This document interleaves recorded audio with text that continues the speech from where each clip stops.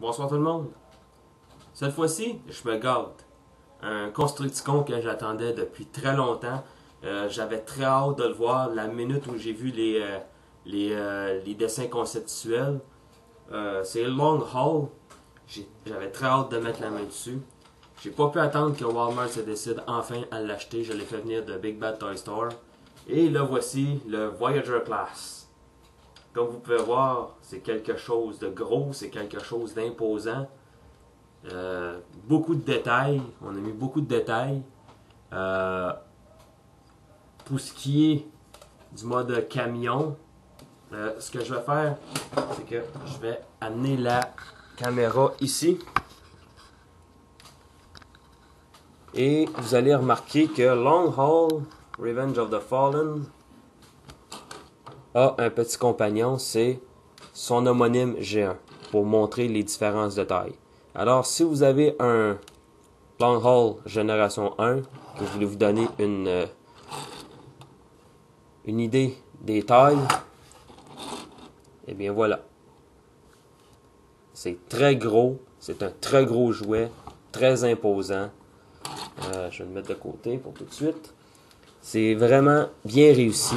On a un insigne Decepticon ici et c'est tout. On n'en a pas d'autres ailleurs en mode camion. C'est ce que je déplore. On est avare d'insignes pour les nouveaux jouets. Vous pouvez voir, roule très bien. A des roues doubles à l'arrière. On a les engrenages ici. On a ici une partie de robot visible, c'est les mains, mais ça se confond très bien avec le reste. Ici, c'est du caoutchouc semi-mou. Même chose ici. On a une vitre en plastique blanc transparent. On a des échelles ici. On aurait pu les avoir sur le côté aussi, mais on n'en a pas. La benne fonctionne un peu, mais elle fonctionne pareil. Et c'est quand même bien prodigieux parce que je pensais pas, je viens de le découvrir tout simplement, juste en avant de vous. Je viens de découvrir que la benne fonctionne. J'allais dire la benne ne fonctionne pas, mais elle fonctionne et c'est un fait. Vous le voyez. Un très bon roulement quand même, stable. Quand je l'ai reçu dans sa boîte, il était déjà en mode robot. Pour ce qui est de la transformation, est un petit peu plus élaboré que Jolt. Ce que je vais faire, c'est que je vais finaliser avec les détails. Vous voyez ici les roues. On a du vert, on a des jantes vertes, on a une bande rouge de chaque côté, on a une bande rouge ici. Et le chiffre 1214, ou plutôt 1214 je devrais dire. Et pour ce qui est de la bio de notre ami Long Haul, première chose vous voyez ici, c'est sa tête. Et ça, c'est intéressant de dire que, de souligner pour ceux qui ne le savent pas, c'est un fan qui a dessiné ça. Michael Bay l'a vu, en est tombé amoureux. Beaucoup de monde l'ont vu aussi et on a adoré ça. La première fois que j'ai vu cet art conceptuel-là, je pensais c'est un fan qui l'a fait. Malheureusement, on n'aura pas ça dans le film. Et non, on l'a. Yahoo! Il y a une technologie Mechalive sur ce robot-ci. La technologie Mechalive de Jolt, j'ai oublié de le dire, c'était les Electro Whip.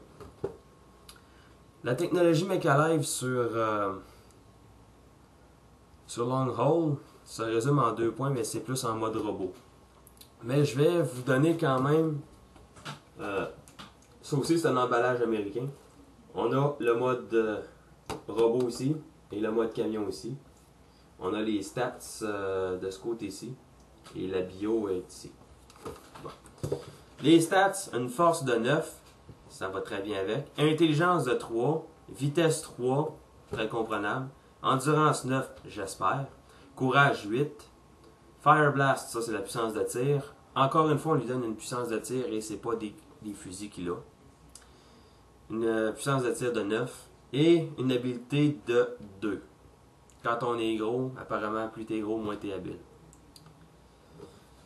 Encore une fois, on a une biographie en anglais. Je vais tenter de vous la traduire selon les maigres moyens. Mon anglais est très imparfait. Long Haul est trop hargneux pour être un soldat efficace en lui-même. En dépit du fait qu'il fasse partie de l'équipe la plus destructive et la plus terrifiante des Decepticons de tous les temps, il est trop souvent traité comme un transporteur cargo.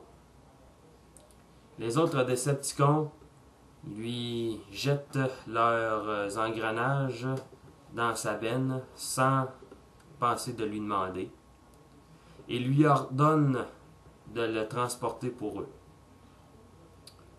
Plutôt que de les confronter, ils préfèrent marmonner ou grogner à propos de ça en privé, puis s'arrêter en chemin et détruire tout ce qui lui a été confié. C'est à peu près tout. Ça dit ce que ça dit. Et selon ma connaissance, Long Haul G1 était traité à peu près de la même façon.